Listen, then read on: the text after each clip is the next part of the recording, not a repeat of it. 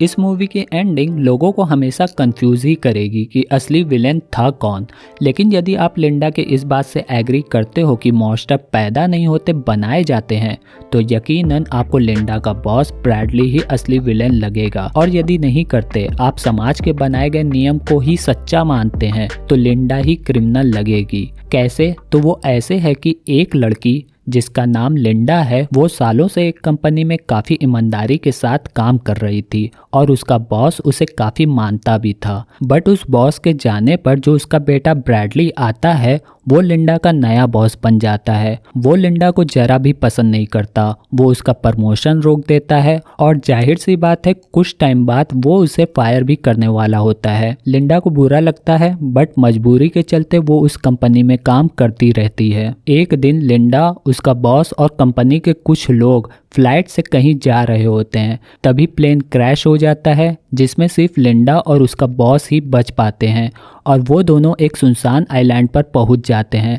Linda surviving skill में काफ़ी माहिर होती है, इसलिए वो ईजिली उस आइलैंड पर सर्वाइव करती है, बल्कि उसे इस आइलैंड पर काफ़ी मज़ा आ रहा था। बट उसका बॉस सर्वाइविंग में माहिर नहीं होता, तो लिंडा ही उसकी काफ़ी मदद करती है, उसका इलाज करती है और उसे खाना भी देती है। बट तब भी बॉस का ईगो शांत नहीं होता। वो लिंडा को नीचा दिखाता है और उसे अपनी बात मानने के लिए कहता है, जिससे लिंडा उसे अकेला छोड़कर चली जाती है। बॉस को समझ आता है कि यदि उसे इस आइलैंड पर जीना है तो उसे लिंडा का साथ चाहिए होगा। यहाँ तक स्टोरी काफ़ी हद तक समझ आ जाती है कि अब दोनों में प्यार हो जाएगा और दोनों इस आइलैंड से निकल जाएंगे। बट ऐसा बिल्कुल भी नहीं होता। लिंडा को आइलैंड से बाहर निकलने का रास्ता मिल जाता है, बट वो ये बात बॉस को नहीं बताती। वो अपने बॉस के साथ इसी तरह इस आइलैंड पर रहना चाहती थी, जिसका मतलब है लिंडा को उसके बॉस से प्यार तो होने लगा था, बट उसका बॉस उसे जरा भी पसंद नहीं करता।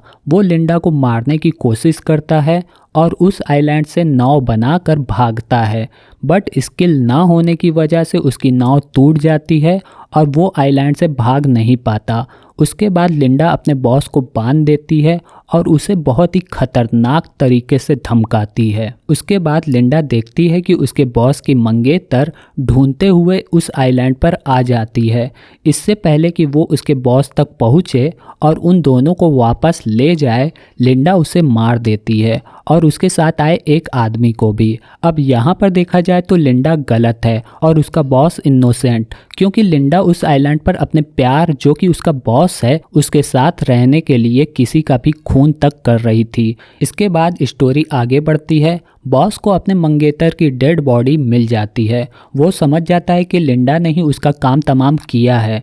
वो गुस्से में लिंडा को मारने के लिए आगे बढ़ता है। उसके बाद दोनों के बीच खतरनाक लड़ाई होती है, जिसमें लिंडा जीत जाती है और वो अपने बॉस को भी मार देती है। उसके बाद दिखाया जाता है कि लिंडा उस आइलैंड पर सरवाइव करने के कारण उस सिटी में काफ़ी फेमस हो गई है और वो काफ़ी सक्सेसफुल भी हो गई है। तो देखा जाए तो समाज के नज़रिए से असली विलेन लिंडा ही थी, बट उसके साथ होने वाली नाइंसाफ़ी ने उसके अंदर के मॉन्स्टर को जगा दिया था।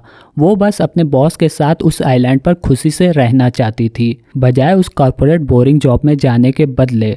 बट उसका बॉस उससे नफरत करता था, जिसके चलते वो उसे मार देती है। या एक थ्योरी ये भी हो सकता है कि लिंडा ने ये सब प्लान किया हो। वो प्लान का क्रैश होना, लिंडा का बिना किसी वजह के सर्वाइविंग स्किल का सीखना। बट देखा जाए तो स्टोरी का मेन प्लॉट तो यही दिखाता है कि लिंडा अपने बॉस के साथ उस आइलैंड पर बस अकेले रहना चाहती थी। अब आप या तो लिंडा को एज ए विलेन समझो या समाज का सताया हुआ क्रिएटेड मॉन्स्टर। इस मूवी में विलेन दोनों ही हैं, बस एक समाज का सताया हुआ है और दूसरा जो कि पैदाइशी ही विलेन है। अब फैसला आपको करना है कि दोनों विलेन में से सही कौन है। कमेंट में ज़रूर बताओ, लिंडा या उसका बॉस ब्रैडली। वीडियो अच्छा लगा हो तो लाइक ज़रूर कर देना। ऐसे ही वीडियो के लिए चैनल को फॉलो ज़रूर कर लेना। बाय।